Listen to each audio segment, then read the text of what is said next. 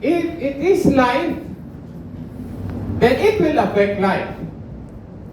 Kung may buhay po ang salita, mga kapatid, so therefore, it will join the life that we have. Okay? Sige po. So, introduction pa rin yun. Let's see, mga kapatid. Ito ay ang Ezekiel 37, the Valley of the Dry Bones. Ito ay si Ezekiel ay inutusan, mga kapatid, para mag-prophecy. So, maaari na ito ay speaking about the children of Israel, how that God will restore them. Pero, kaya nga nakita natin, no? When you are dealing with the things of God, let's say prayer, mga kapatid. Let's say pronouncement. Let's say you are believing something. Make sure na sa kalooban mo, mga kapatid, ito ay buo na, ito ay tapos na. You know, wala pong mali eh. Even if you overemphasize what you are believing, there's no wrong to that. Kasi kahit makita natin sa Biblia, ang parable po, hindi naman talaga yan eksaktong yan ang nangyayari. But it has a lesson. Ang importante lang yung lesson. Yun po yung pinaka life na ating makukuha. Life's lesson. Amen. So, ito mga kapatid, ating hiramin ko to na verse 1 to 14 para lang i-prove sa inyo that the spoken word of God has power, mga kapatid, to give life. Kahit sila ay patay na, kahit sila ay buto na lang, really the word of God is a quickening power of God. So, meaning to say, if it can give life to the dead, so, if you are alive, mga kapatid, it can heal your sickness. Amen. If there's a threat, it can protect you as well. Diba? Diba? Sabi nga Psalms 19, thy truth shall be my shield and buckler. Shield mo eh. Ang katotohanan, shield natin yan.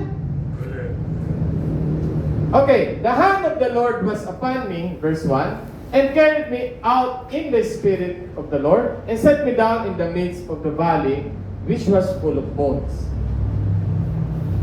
So, pandarin natin ating imagination, mga kapatid, no? Sa lambak na punong-puno ng buto.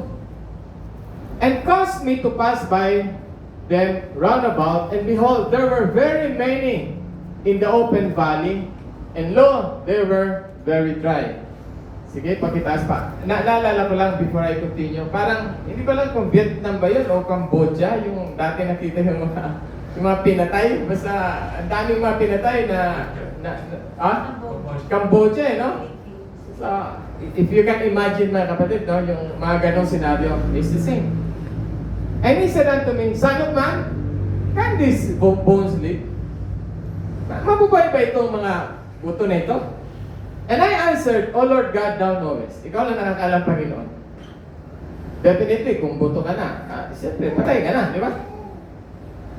And again he said unto me, prophesy upon these bones, and say unto them, O you dry bones, hear the word of the Lord. Kaya sabi ng Panginoon, sabi niya, kung pipigilan niyo sila, ang mga batong ito, magpupuri sa akin.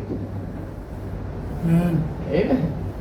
Akala natin, mga kapatid, tayo lang ang may privilege to listen to the words of God. Ang tanim nakikinig sa words of God. Amen. Ang bagyo nakikinig sa salita ng Diyos. You know, you read Psalms, I think, Psalms 145. O basta, sa last portion, lahat po ng nilikha, mula cosmic creation to the smallest creation, all of them, mga kapatid, are responding to the Word of God. Amen. So itong sitwasyon na ito ay pinaka-hopeless case na buto na lang, mga kapatid. Maging ang propeta, with the anointing of God, sabi niya, ikaw lang nakakalang Panginoon kung babe pa yan. You know? Can I relate that, mga kapatid, sa ating mga circumstances sa buhay? Na minsan yung sitwasyon natin ay okay pa kung humihinga pa eh. Eh, ito, buto na to eh. Di ba? Kaya nga, di ba, Pastor, salamat na lang sa mga prayers niyo. Wala na, patay na. Ano sabi